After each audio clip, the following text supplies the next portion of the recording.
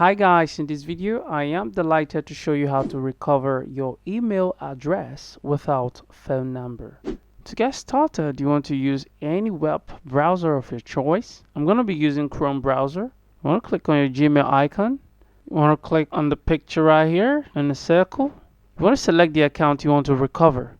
So as you can see, I am required to sign in. So I'm asked to enter a password and I can't remember the password. So I'm going to click on forgot password.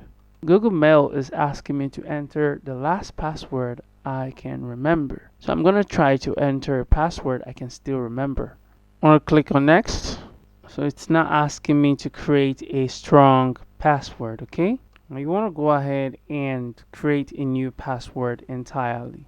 Once you're done setting your password and you're pretty sure, you want to go ahead and click on save password. Alright, one of my passwords is wrong. You want to make sure these two passwords match, right? You want to go ahead and click on save. Google is asking me to try with a password I have never used before. So you have to use a password you've never used before. Alright, I have changed the password. I want to click on save password. Alright, continue to Gmail.